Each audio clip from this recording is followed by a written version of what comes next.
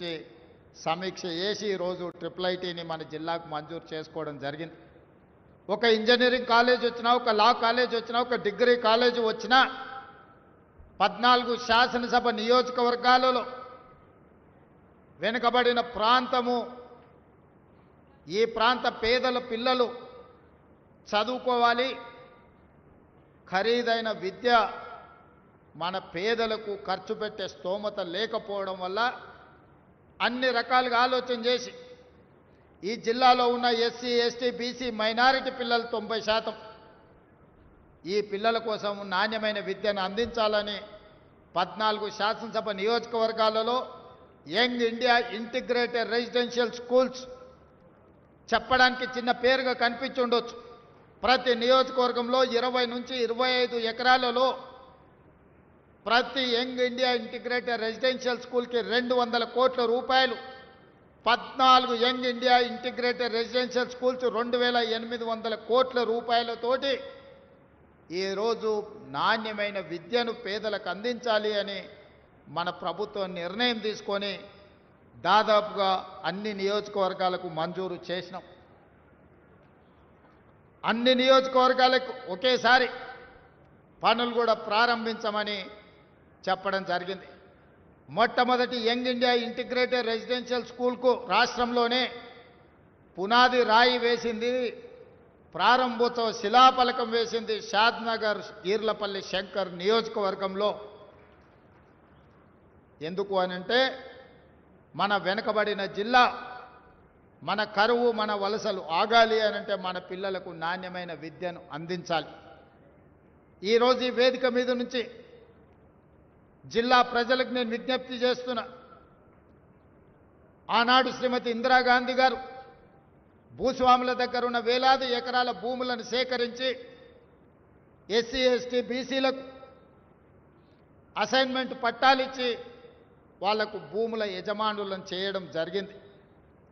కొంతమంది వాటిని సద్వినియోగం చేసుకున్నారు, ఇంకొంతమంది వాటిని సద్వినియోగం చేసుకోలేకపోయినరు. దానికి సాగునీరు అందుబాటులో లేకపోవడం కావచ్చు, లేదా వాళ్ళ ఆర్థిక పరిస్థితి దానికి అనుకూలంగా ఉండకపోవచ్చు. ఈనాడు పేదలకు పంచడానికి ప్రభుత్వం దగ్గర భూములు లేవు. పేదలకు సంక్షేమ పథకాలు అందించడానికి ఈరోజు కొంత నిధుల కొరత ఉంది. అయినా సంక్షేమ పథకాలు అమలు చేస్తూనే నేను ఒక సూచన చెయ్యదలుచుకున్నా. మన తలరాతలు మారాలి. వలసలు వెళ్ళే మనము ఈ వలసల బారి నుంచి బయటపడాలి అనంటే మన పిల్లలు ఉన్నత చదువుకోవాలి. మన తలరాతలను మార్చేది ఒకే ఒక్కటి విద్య. విద్య చదువుకుంటేనే మన తలరాత మారుతుంది. ఈ పాలమూరు జిల్లా నుంచి అత్యధికంగా డాక్టర్లు, ఇంజనీర్లు, లాయర్లే కాదు ఐఏఎస్లు, ఐపీఎస్లు ఈ రాష్ట్రానికే కాదు దేశానికే సేవలు అందించే విధంగా మన జిల్లా ఎదగాలి. ఎదగాలి అనంటే మనం చదవాలి. చదవాలి అనంటే మీకు వసతులు కల్పించాలి. ఆ వసతులు కల్పించే బాధ్యత పాలమూరు బిడ్డగా నేను తీసుకుంటా. ఎక్కడ ఏమి కావాలన్న విద్యకు నిధులు అందించడంలో మనకు దరిద్రం లేదు. ఈ ప్రాంత సాగునీటి ప్రాజెక్టులు దశాబ్దాలుగా నిర్లక్ష్యానికి లోనైనాయి. అందుకే ఈ మధ్య కాలంలో పాలమూరు జిల్లాలో ప్రాజెక్టులకు గ్రీన్ ఛానల్ ద్వారా నిధుల విడుదల చేయడం జరిగింది. ఉద్దండాపురే కాదు, మక్తల్, నారాయణపేట, కొడంగల్ లాంటి ప్రాజెక్టు కర్ణాటక సరిహద్దుల్లో అత్యంత వెనుకబడిన ప్రాంతం మక్తల్, నారాయణపేట, కొడంగల్. నీళ్ళు అంటే ఎట్లుంటాయో కూడా మాకు తెలియదు. అందుకే ఆనాడు 2014లో మేము జీవో 69 ద్వారా ప్రాజెక్టు మంజూరు ఉమ్మడి రాష్ట్రంలో తెచ్చుకుంటే ఈ ప్రాంతానికి పార్లమెంట్ సభ్యుడిగా పనిచేసిన చంద్రశేఖరరావు గారు 10 సంవత్సరాలు ముఖ్యమంత్రిగా మా ప్రాజెక్టును తొక్కిపెట్టిండు, మా ప్రాంతానికి అన్యాయం చేసిండు. అందుకే ఆ ప్రాజెక్టును 4000 కోట్ల రూపాయలతో పనులు ప్రారంభించాలని టెండర్లు పిలిచి అన్ని రకాలుగా ముందుకు వెళ్తుంటే నేషనల్ గ్రీన్ ట్రిబ్యునల్లో కేసులు వేయించి ప్రాజెక్టును అడ్డుకునే ప్రయత్నం చేస్తున్నారు. ఈరోజు ఈ వేదిక మీద నుంచి శ్రీహరి గారికి, పర్ణికమ్మకు, ఇతర శాసనసభ్యులు నేను సూచన చేస్తున్నా. భూసేకరణకు సంబంధించి కొన్ని వివాదాలు, కొన్ని చర్చలు జరుగుతున్నాయి. ఈరోజు ఎక్కడ కూడా మనం 11 లక్షల కంటే ఎక్కువ ఇవ్వలే. 14 లక్షలు ఇవ్వడానికి నిర్ణయించుకున్నా సరిపోతలేదు అంటున్నారు. రైతులను పిలిచి మాట్లాడి ఒక మంచి నిర్ణయం తీసుకోండి, ఎంబడే వాళ్లకు నిధులు ఇవ్వండి. కొడంగల్లో 20 లక్షలు ఇచ్చింది కాబట్టి మాకు కూడా కావాలని అడుగుతున్నారు, తప్పులేదు. కానీ కొడంగల్లో కోస్గి పట్టణానికి ఆనుకొని ఉన్న ఖరీదైన భూములవి, వ్యవసాయం కాదు, బాగా రియల్ ఎస్టేట్ వాల్యూ ఉండడం వల్ల అక్కడి వాళ్లకు మనం కొంత ఎక్కువ ఇచ్చినాం. ఈరోజు భూములు పోతున్న పేదలుంటే వాళ్ళకి ఇందిరమ్మ ఇండ్లు మంజూరు చేయండి అదనంగా. దాంతో ప్రతి ఇంటికి 5 లక్షల రూపాయలు వాళ్ళు ఇల్లు కట్టుకోవడానికి ఉంటుంది. ఈరోజు మంత్రి గారు ఒక వారం 10 రోజులు సమయం కేటాయించి నష్టపోయే ప్రతి రైతును, భూమి కోల్పోయే ప్రతి రైతును పిలిచి మాట్లాడండి, వాళ్ళకి న్యాయం చేద్దాం. వాళ్ళని కలెక్టర్ గారితో అండర్టేకింగ్ ఇప్పించండి, మంచి నష్టపరిహారం ఇద్దాం. ఈరోజు మీ సోదరుడు తెలంగాణ రాష్ట్ర ముఖ్యమంత్రిగా ఉన్నాడు. మీకు నష్టం జరిగితే మాకు నష్టం జరిగినట్టే, పాలమూరు రైతాంగానికి నష్టం జరిగితే నాకు, శ్రీహరికి, పర్ణికమ్మకు అందరికీ నష్టం జరిగినట్టే. మీ నష్టాన్ని ఎట్టి పరిస్థితుల్లో మేము నష్టం జరగనివ్వం. మీకు న్యాయం చేసే బాధ్యత నాది. ఇప్పుడు కట్టుకోకపోతే, ఈ ప్రాజెక్టులను ఇప్పుడు నిర్మించుకోకపోతే, వికారాబాద్ కృష్ణా రైల్వే లైన్ ఇప్పుడు పూర్తి చేసుకోకపోతే, పాలమూరు రంగారెడ్డి ఎత్తిపోతల పథకాన్ని ఇప్పుడు పూర్తి చేసుకోకపోతే, కల్వకుర్తి లిఫ్ట్ ఇరిగేషన్ కానీ, వాయిదాలు పడ్డ సంగమండ బండను పగలగొట్టి ఆ గ్రామీణ ప్రాంతాలకు నీళ్ళు ఇవ్వకపోతే, వాయిదాలు పడుతూ వస్తున్న భీమా, నెట్టంపాడు, కోయిల్ సాగర్లో మిగులు పనులు మనం పూర్తి చేసుకోకపోతే ఇంకా ఎప్పటికీ ఎవరు చేసేవాళ్ళు రారు. నా సూచన ఒక్కటే రైతాంగానికి, నారాయణపేట, మహబూబ్ నగర్ కలెక్టర్లకు కానీ ఇతర జిల్లా కలెక్టర్లకు వెళ్ళండి, రైతుల దగ్గరికి మాట్లాడండి. వాళ్ళని మీ కార్యాలయం పిలిచడం కాదు, మీరు క్షేత్రస్థాయికి వెళ్ళండి, రైతులతో మాట్లాడండి, వాళ్ళని ఒప్పించండి, వాళ్లకు మంచి నష్టపరిహారం ఇచ్చి ఆ భూములను తీసుకుందాం. ఈరోజు నిధులకు ఇబ్బంది ఉన్నది, అయినా మన జిల్లా మీద ప్రత్యేకమైన దృష్టి పెట్టి నిధులను ఇస్తున్నాం. మీడియా మిత్రులకు కూడా నా సూచన, చిన్న చిన్న వార్తలు, కొంతమంది తప్పుడు వార్తలు, లేకపోతే కొన్ని రాజకీయ పార్టీలు అడ్డుకోవాలని చేస్తున్న ప్రయత్నాలను మీరు ప్రజలకు కళ్ళకు కట్టినట్టుగా చూపించండి. అవకాశం పోతే మళ్ళీ రాదు. ఆనాడు బూర్గుల రామకృష్ణారావు గారి తర్వాత 75 సంవత్సరాలు ఎదురు చూడవలసి వచ్చింది. ఈ 75 సంవత్సరాలలో ఈ జిల్లాలో ఒక్క ప్రాజెక్ట్ అన్న పూర్తయిందా మీరు ఆలోచన చేయండి. ఉమ్మడి రాష్ట్రంలోనే కాదు, తెలంగాణ రాష్ట్రంలో కూడా మన జిల్లాలో ప్రారంభించిన ప్రాజెక్టులు పూర్తి కాకపోవడానికి కారణం నాయకత్వ లోపము, నాయకత్వ నిర్లక్ష్యము, నిధుల అలసత్వం కాదా? మరి ఈరోజు చెయ్యాలని సంకల్పంతో ముందుకొచ్చి నిధులు మీకు విడుదల చేస్తున్నప్పుడు కొన్ని రాజకీయ పార్టీలు అడ్డుకోవాలనే ప్రయత్నం చేస్తున్నాయి. ఈ అడ్డుకోవాలనే ప్రయత్నాన్ని మీడియా మిత్రులు మీరు అడ్డుకోండి. ఇది మన జిల్లాకు మనం చేసుకుంటున్న మేలు, మన జిల్లాను మనం అభివృద్ధి చేసుకుంటున్నాం. మీరు కూడా ఈ ప్రాంత రైతాంగం కుటుంబాలే, మీకు కూడా ఈ జిల్లాను అభివృద్ధి చేయాలి. ఈ జిల్లా బాగుపడాలంటే రెండు ప్రధానమైన విషయాలు. మొదటిది ఎడ్యుకేషన్, రెండవది ఇరిగేషన్. దేశ స్వతంత్రం వచ్చినప్పుడు పండిత్ జవహర్లాల్ నెహ్రూ గారి రెండింటి మీదనే ఫోకస్ పెట్టింది. ఆనాడు కరువును ఎదుర్కోవడానికి ఇరిగేషన్ ప్రాజెక్టులు, ఈరోజు కట్టిన ప్రాజెక్టులు నాగార్జున సాగర్, శ్రీశైలం, ఎస్ఆర్ఎస్పి లాంటి ప్రాజెక్టులు తెలంగాణ ప్రాంతంలో పండిత్ జవహర్లాల్ నెహ్రూ గారు ప్రారంభించారు. ఈనాడు ఉన్న యూనివర్సిటీలు అన్నీ కూడా పండిత్ జవహర్లాల్ నెహ్రూ గారే ఈ దేశంలో ప్రారంభించారు. కాబట్టి ఐఐటీల నుంచి ఐఐఎంల వరకు ఈరోజు మన పిల్లలు చదువుకుంటున్నారు. ఈ రెండే పాలమూరి యొక్క తలరాతను మారుస్తాయి, వలసలను ఆపుతాయి, ఈ ప్రాంతం అభివృద్ధి చెందుతుంది. ఇంతకుముందు మిత్రుడు మధుసూదన్ రెడ్డి చెప్పినట్టు బ్రహ్మోస్ మిసైల్కు సంబంధించిన పరిశ్రమను ఇక్కడ తెస్తే, బ్రహ్మోస్ మిసైల్ ఇక్కడనే ఉత్పత్తి జరిగితే దాని చుట్టూత పరిశ్రమలు వస్తాయి.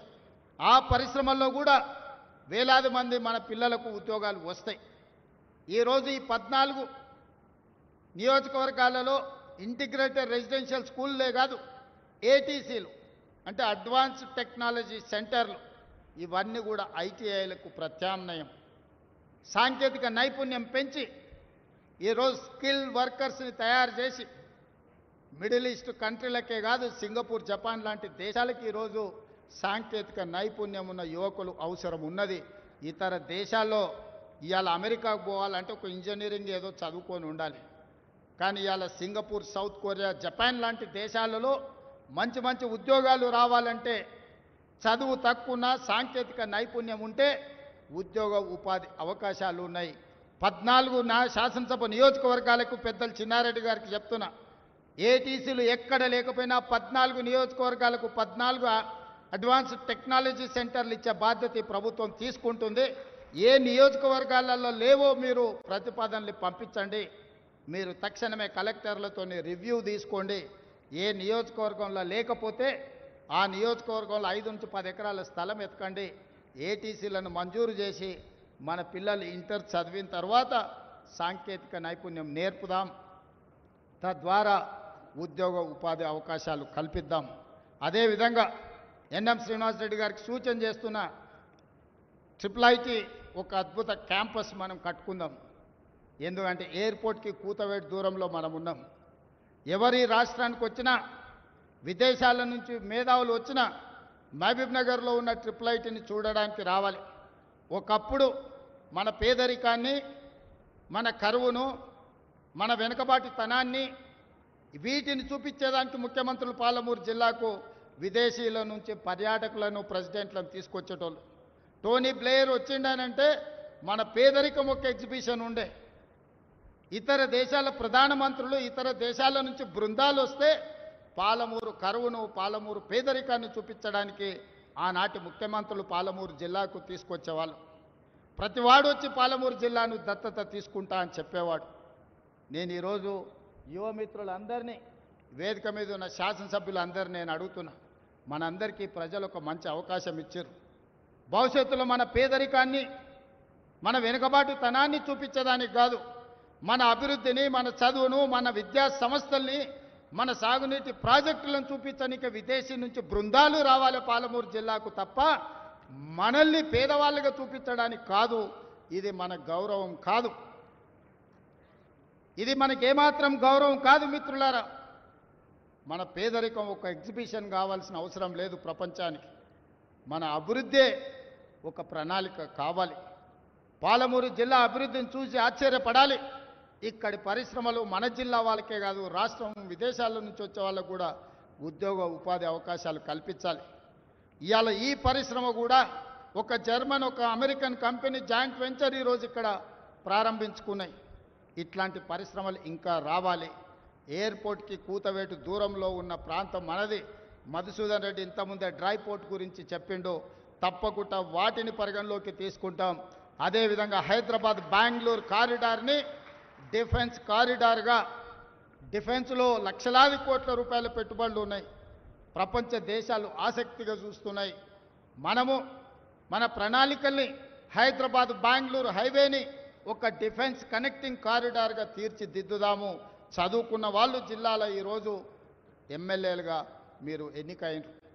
డాక్టర్ చిన్నారెడ్డి కాదు, మధుసూదన్ రెడ్డి, పర్ణిక, ఎన్ఎం శ్రీనివాసరెడ్డి, ప్రతి శాసనసభ్యుడు, డాక్టరు, ఇంజనీరు, ప్రపంచం పట్ల అవగాహన ఉన్నవాళ్ళు ఈరోజు మన ప్రాంతంలో ప్రాతినిధ్యం వహిస్తున్నారు. అందుకే మీరు కూర్చోండి, అధికారులతో మాట్లాడండి. నేను అధికారులకు, ముఖ్యంగా కలెక్టర్లకు సూచన చేస్తున్నా, పరిశ్రమలు పెట్టాలంటే భూమి కావాలి. ఎక్కడెక్కడ భూమి అందుబాటులో ఉందో ఆ భూముల యొక్క అందుబాటును నాకు పంపించండి. ఏ పరిశ్రమ వచ్చినా మొట్టమొదట పాలమూరు జిల్లాలోనే పెట్టేటందుకు నేను వాటిని పంపిస్తాను. కుర్చీలో కూర్చున్నది మీ వాడు, మీ సోదరుడు. ఏ వచ్చినా మొదటి ముద్ద పాలమూరు జిల్లాకే పెడతాను. ఇది నా బాధ్యత, నా నైతిక ధర్మము. అది చిన్నదా పెద్దదా కాదు, ఏదైనా మొదటి ముద్ద పాలమూరు బిడ్డలకు పెట్టాల్సిన బాధ్యత నా మీద ఉన్నది. ఎవరు ఏమనుకున్నా అన్ని పాలమూరు జిల్లాకే తీసుకెళ్తున్నాడని మా మంత్రివర్గంలో మిగతా మంత్రులు అనుకున్నా పర్వాలేదు, ఖచ్చితంగా మన జిల్లాకే తెచ్చుకుంటాం.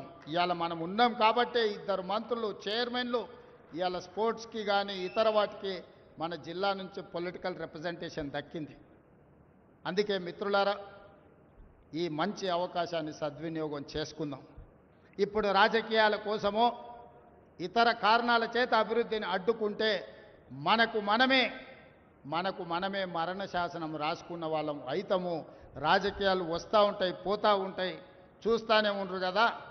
ఒకప్పుడు ఏ పార్టీని బతకనియేమో, ఎవరు రాజకీయం కాదు కదా, నిద్రలో కూడా శాసనసభ్యులు అవుతామన్న ఆలోచన చెయ్యొద్దు అని ఆనాడు అక్రమ కేసులు పెట్టి ఎందరిని ఎంతమందిని జైళ్ళకు పంపించారు. ఇవాళ వాళ్ళే తన్నుకొని చేస్తున్నారు. ఒకరు కడుపులో కత్తులు పెట్టుకొని కౌగిలించుకుంటున్నారు. ఎవరు అక్కర్లేదు వాళ్ళని వాళ్ళే పొడుచుకుంటున్నారు.